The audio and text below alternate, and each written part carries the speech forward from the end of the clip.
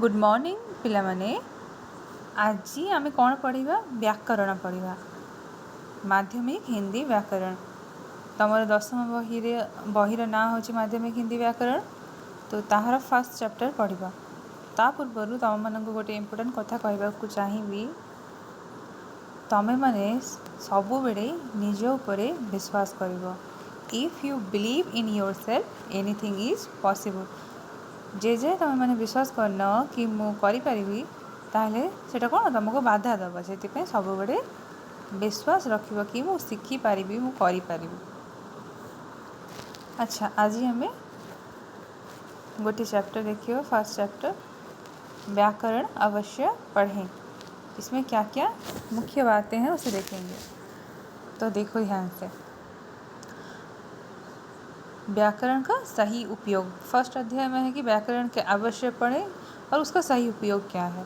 अगर आप व्याकरण सही से पढ़ेंगे तो आपका जो अदर एरर है वो नहीं होगा। सुनो, ध्यान से सुनो। हम व्याकरण के नियम को जानकर ही भाषा का सही प्रयोग कर सकते हैं। इससे बोलने और लिखने में गलती नहीं होगी। इससे हम अपनी बात को अधिक साफ और सरल ढंग से कह सकेंगे। भाषा के 3 अंग हैं: ध्वनि, शब्द या पद तथा वाक्य। इन सब के बारे में अच्छा ज्ञान प्राप्त कर लेना जरूरी है। तो बोला क्या जा रहा है कि व्याकरण क्यों पढ़ना चाहिए? अगर आप पढ़ेंगे सही से तो आपकी गलतियाँ नहीं होगी। और एक मुख्य बात कही गई कि भाषा के 3 अंग है। भाषा केतटा अंग अच्छा? 3टा अंग। क्या क्या?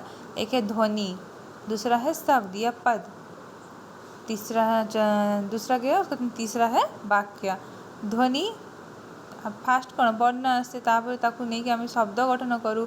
जितेबले शब्दटा वाक्य प्रयोग हुए ताको कौन कहवा? पद।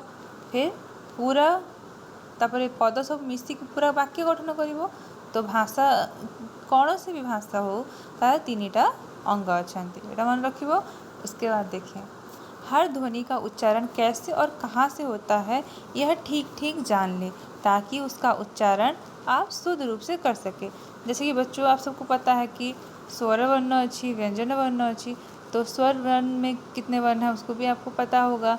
उसमें व्यंजन है, व्यंजन में वर्गीय व्यंजन है। हर वर्ग में 5 वर्ण मिलके क, च, ट, त, प वर्गीय व्यंजन। तो प्रत्येक वर्गीय व्यंजन का उच्चारण स्थान अलग अलग है, तो उससे भी ध्यान रखना जरूरी है ताकि सही हो। उसके बाद इसी प्रकार प्रत्येक वर्ण और अक्षर आप शुद्ध रूप से कर सकें। विशेष रूप से मात्राओं और संयुक्त व्यंजनों को शुद्ध लिखना जरूरी है। संयुक्त वर्ण सीखिब, उसके बाद मात्रा सीखिब। आपकी हस्तलिपि सुंदर हो, इसकी कोशिश करें। इसलिए मैं हमेशा बोलती हूँ हर दिन थोड़ा थोड़ा लिखो। आइदर क्वेश्चन आंसर प्रैक्टिस करो, आइदर लिखो। क्वेश्चन आंसर प्रैक्टिस करने से भी आपका क्वेश्चन आंसर भी प्रैक्टिस हो जाएगा, उसके साथ साथ हैंड राइटिंग भी अच्छा हो जाएगा। चंद्र बिंदु और अनुसार का सही उपयोग करें। कई शब्दों में अनुसार का उपयोग होता है, इसका ख्याल रखें। हिंदी में निम्न ध्वनियों का उच्चारण ठीक सीखना जरूरी है। यहाँ पे जो भी वर्ण दिए गए हैं, रू, जोड़ा कि हिंदी में क्या उच्चारण होता है? री होता है। रू है या आई है, औ है, ज है, य है, ब है, व है, ल है, श, श, क्ष है, ज्ञ है आदि। इसका उच्चारण सीखें, वो बोल रहा है। तो खास बात यह है कि अनेक ध्वनियों का उच्चारण ओडिया उच्चारण से भिन्न है। जैसे कि आप सभी को पता होगा कि कुछ कुछ उच्चारण तो मैक्सिमम मिलता है, लेकिन कुछ ऐसे वर्ण हैं, बहुत गिने चुने, जिसका उच्चारण थोड़ा सा भिन्न है। निम्नलिखित बातों पर ध्यान दें। यहाँ से आता है आपके लिए जरूरी पॉइंट्स, जो कि एग्ज़ाम के दृष्टिकोण से इम्पोर्टेंट है। उसके बाद देखो, हर्ष स्वर और उनकी मात्रा का लघु उच्चारण करें। जिते बड़े आमे जो मात्राटा लघु अच्छी, जमती कि हर्षे की मात्रा अच्छी, तारा उच्चारणता में धीरे करें। जमती कम हर्षे की मात्रा है तो की, दीर्घे की मात्रा है तो की, तो खींच के करते हैं जैसे। तो ऐसे हर्ष स्वर की मात्रा जो भी है, जैसे कि हर्षऊ अच्छी, कि हर्षे की मात्रा अच्छी, ये सब उच्चारण आमे धीरे करिबा। लेकिन दीर्घ और उनकी मात्राओं का उच्चारण लंबा करें अथवा बल लगाकर करें। जो दीर्घ मात्रा है जैसे कि बड़ी ई, बड़ा ऊ, आई, इसको खींच के करना है। लिखते समय शब्दों के रूप को ठीक ठीक से देखें, उसे याद रखें और सही मात्रा लगाकर लिखें। जब लिख रहे हैं कुछ भी उसे देखकर लिखें। ऊपरी नज़र से शब्द की वर्तनी को देखने से भूलें होती है या गलती होती है, अतः सावधान रहें। हिंदी में जोटकिया में रू कहूँ छो, हिंदी में रू का उच्चारण कैसे होता है? री होता है। कैसे होता है?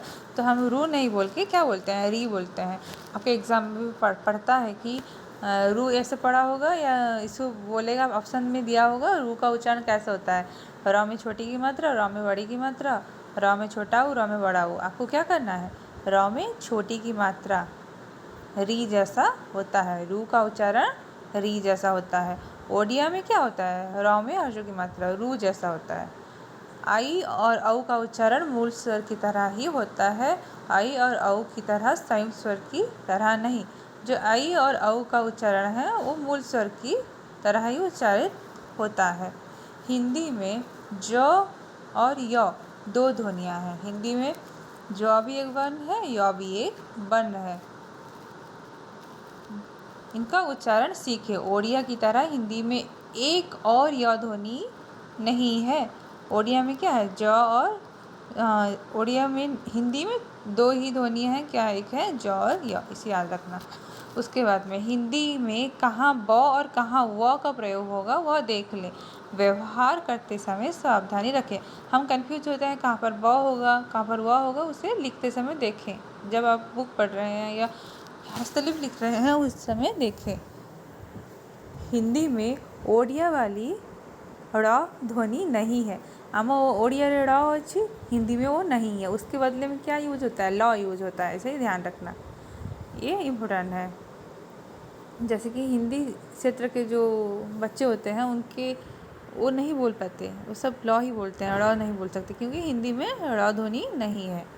यह जान लें कि हिंदी में तालव्य श जो है, श तालव्य होता है और दंते स जो है वो वस्य होता है। ये इम्पोर्टेंट है, इसे मार्क करके रखना और ल वाला भी मार्क करके रखना। उसके बाद हिंदी में शब्द के अंत का अ उच्चारण नहीं होता, हलन उच्चारण होता है। जैसे कलम, कमल।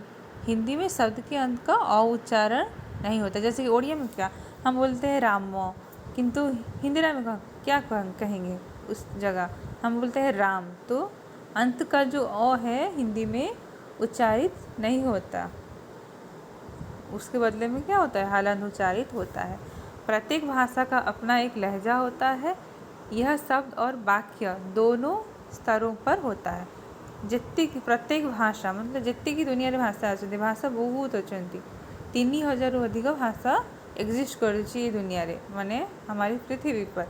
प्रत्येक भाषा का अपना एक लहजा होता है। सबका, जितनी प्रकार की भाषाएं होती है सबका उच्चारण, कहने का तरीका अलग अलग होता है। यह शब्द और वाक्य दोनों स्तर पर होता है। इस शब्द के स्तर पर भी होता है, वाक्य के स्तर पर भी होता है। रेडियो और टेलीविज़न के कार्यक्रमों से हिंदी बोलने की शैली सीखने का लाभ उठाइए। आप लोग हिंदी सीख सकते हैं। कैसे कैसे? रेडियो से, टेलीविज़न कार्यक्रम से जो अच्छी अच्छी बातें सिखाते हैं उससे आप सीख सकते हैं हिंदी। हिंदी बोलते समय वक्ता या कहने वाला कभी दीर्घ मात्राओं पर बल देता है तो कभी किसी शब्द पर। इसे बलाघात कहते हैं। जब कोई बोलता है तो वो अगर दीर्घ मात्रा पर बल देता है या किसी शब्द पर बल देता है, मतलब जोर लगाकर बोलता है, तो उसे क्या बोलते हैं? बलाघात। जैसे राष्ट्रपति, र में आ की मात्रा है, राष्ट्रपति मतलब रा पर बल दिया गया कि नहीं? राष्ट्रपति शब्द का उच्चारण करते समय रा पर बल पड़ता है। कभी कर्ता पद पर, कभी कर्म पद पर, कभी क्रिया पद पर बल पड़ता है। जब वाक्य में कर्ता भी यूज होता है, जो करने वाला है वो कर्ता, जिस पर प्रभाव पड़ता है उसे बोलेंगे कर्म, जो काम होता है उसे बोलेंगे क्रिया। तो पद किसे बोलेंगे? वाक्य में जो शब्द का प्रयोग होता है उसे पद कहेंगे। तो कर्ता के रूप में जो प्रयोग होता है शब्द, या क्रिया के रूप में जो शब्द होता है प्रयोग, या कर्म के रूप में जो भी शब्द प्रयोग होता है उस पर कभी कभी बल पड़ता है। अच्छा, पूरे वाक्य को एक लहर में बोला जाता है। पूरे वाक्य को कैसे बोला जाता है? एक लहर में बोला जाता है। वाक्य को भी बोलने का ढंग होता है, इसे सीखिए। अच्छा बच्चों, आज धीरे धीरे हम सब और भी बातें सीखेंगे। इतना ही ध्यान से पढ़ लेना और बुक में मार्क कर लेना। अच्छा, आज के लिए इतना ही। धन्यवाद।